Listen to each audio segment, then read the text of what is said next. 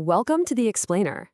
Today, we're diving into a really intense firsthand account from inside a high-security psychiatric facility, and we're going to see it all through the eyes of someone who lived it. So let's start with this. This is a direct quote from our narrator's own psychiatric file. This one single, frankly bizarre phrase, like a raptor, is what the system used to define him, and you'll see how it hangs over everything. First thing to know, the narrator never calls this place by its official name. To him, it's Blacksite, Berlin. He sees it as a secret prison, a place where state control is just absolute. And the only thing you're fighting for every single day is your own autonomy.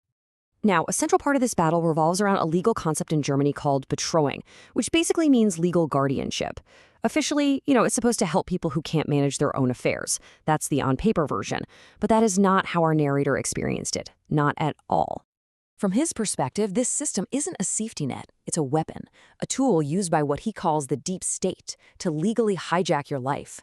Think about it. They can appoint a guardian you don't want, who can then seize your money, file lawsuits in your name, and the whole time they're pressuring you to voluntarily accept it. It's an insidious way to gain complete control. To really understand this world, you have to meet the people inside. The narrator introduces us to some pretty complex characters. We're going to start with a man named MG, a left-wing extremist and a convicted arsonist. MG is a walking contradiction. The official story is that he's a disgruntled extremist with pyromania who set fires as revenge, but the narrator's account, which he says is backed by leaked documents, paints a much darker picture. He says MG is actually a police informant, a snitch who's so enmeshed with the staff that he's developed a kind of Stockholm syndrome.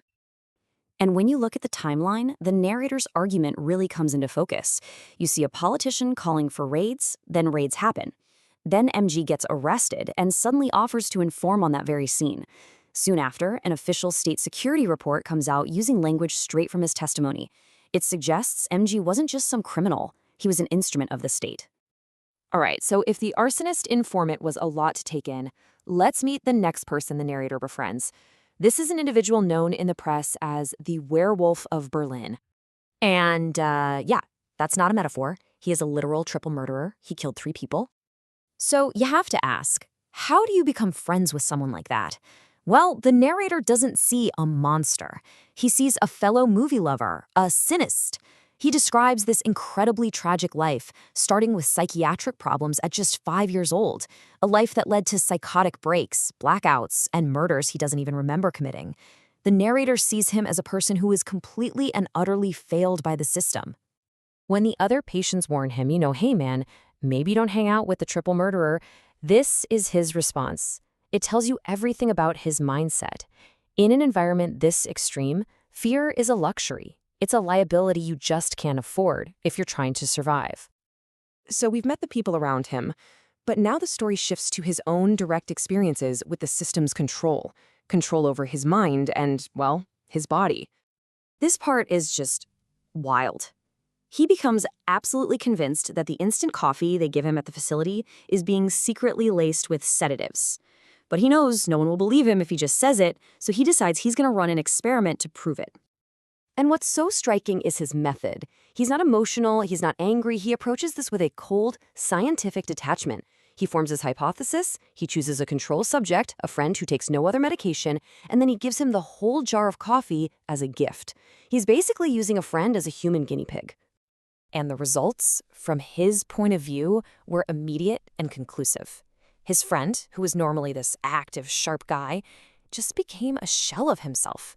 He was sleeping all day, his thinking was slow, he had dark circles under his eyes, he was too tired to even watch TV. And then, the moment the coffee ran out, he was right back to his old self. For the narrator, this was proof positive. This all brings us to our final story.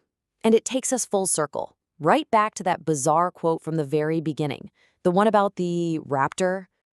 So to show the other inmates what he calls the defamatory garbage that's written about him in the official files, he decides to hold an impromptu public reading. He gets his own forced medication assessment and just starts reading it out loud. When he gets to that line, the one about him being prone to sudden raptor-like attacks, the other inmates, we're talking murderers and informants, they just burst out laughing. because the idea is so absurd to them. It is the complete opposite of the friendly, easygoing person they know. And from that day on, that's his nickname, Raptus. But instead of getting offended, he just embraces it. He plays along. They'll yell, "Oh, help, here comes Raptus," and he'll do a little roar with a T-Rex claw gesture. He reclaims this ridiculous label they tried to stick on him and turns it into an inside joke.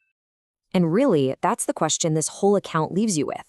In an environment this extreme, where reality itself feels completely twisted, what does it take to survive? Is embracing a name like Raptus a sign that you're losing your mind? Or, in a world like that, is it the only sane thing to do?